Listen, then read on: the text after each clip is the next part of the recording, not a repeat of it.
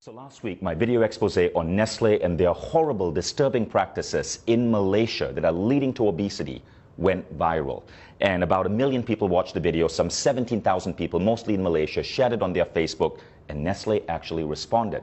Now that prompted me to do some further digging into what Nestle is doing, and what I found is disturbing. That's what I'm going to talk about in this video. See, Nestle says that their drink Milo is a health drink. They run ads telling kids to drink Milo every single day. They say that Milo gives you energy.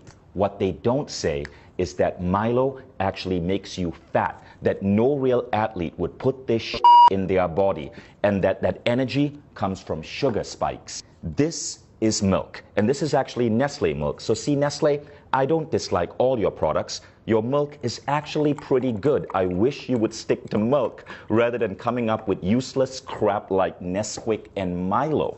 Now, most kids in America and Europe drink milk because we know that milk can have a good effect on kids. Milk has natural sugars, lactose. It's a natural sugar. Nestle gets parents in Asia and the developing world to add this crap to milk, Milo. So Nestle's press release says they try to put 6 grams of sugar in a glass of Milo. Not true. At the back of a Milo tin in Malaysia, it actually says add 3 teaspoons of Milo. 3 teaspoons of Milo is roughly 9 grams of sugar.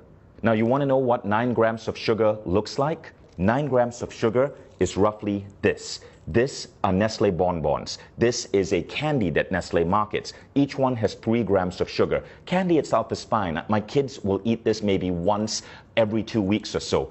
But Nestle's advertising is basically telling moms in Malaysia to add Milo to kids' milk, which is the equivalent of putting 1, 2, 3 bonbons in a glass of milk before sending that kid off to school. Now, what do you think that does to this kid's body, to this kid's cognitive functioning? This much sugar comes really close to the daily recommended sugar allowance for an adult, which is 25 grams. A glass of Milo, 20 grams of sugar. But that's only the start of the bullshit.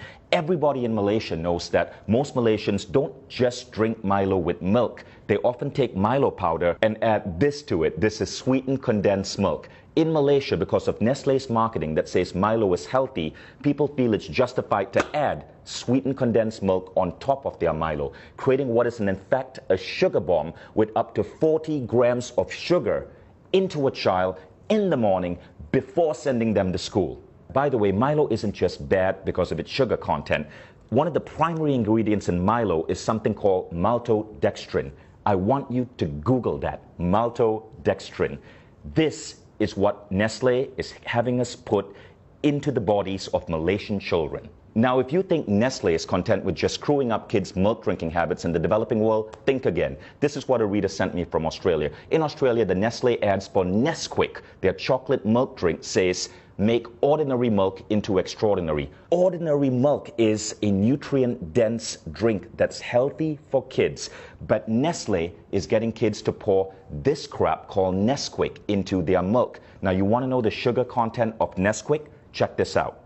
In 11 grams of Nesquik, there are 8.8 grams of sugar. That's 80% sugar, which is why in Britain, the government banned Nestle from advertising Nesquik as a great start to a child's day. Now, it would be disturbing enough if Nestle was simply, as a massive food company, screwing up the way kids drink milk, but they're also screwing up breakfast. So this is a breakfast cereal from Nestle called Strawberry Minis, right? Strawberry Minis, there's a picture of a strawberry here. It looks healthy in every way, but then you read the ingredient label.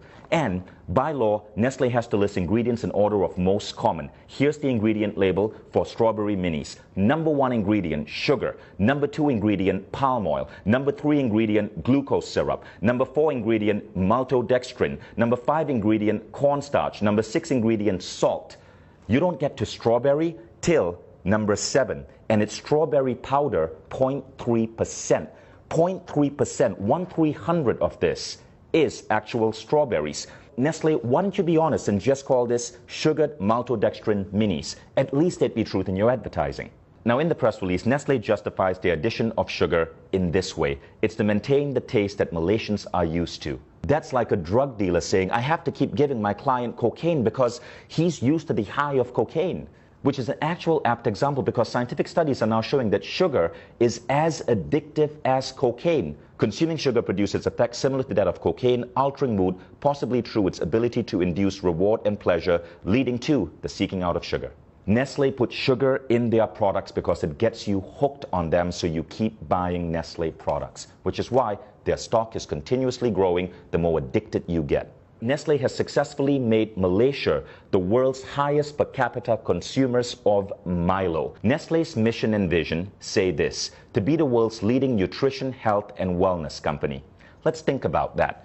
If the world's leading nutrition, health, and wellness company is telling our children to pump this into their body, what does this say about the future of the human race? And I am not at war with you.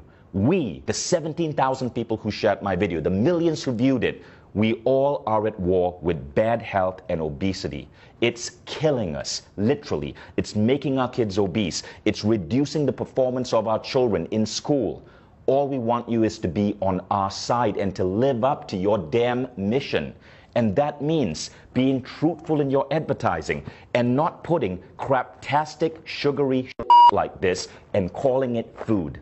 Now, Nestle has been in controversies before. There was the baby powder controversy. Millions of babies malnourished because Nestle convinced women in India and Africa to feed their babies Nestle baby powder rather than breast milk. There is the water controversy in the United States, where Nestle has become the world's biggest supplier of bottled water, and in many cases convincing people that they need to buy expensive plastic bottled water, which ultimately causes mass plastic pollution, huge greenhouse contribution, rather than drink the water from their tap, which in many places is actually clean. All of these controversies were exposed. Nestle had to change practices because people like you spoke up. People like you would not let a large corporation get away with the lies, which is why I really appreciate you guys who shared that last video. There was something Nestle said in that press release that I really liked, and we got to give them credit for.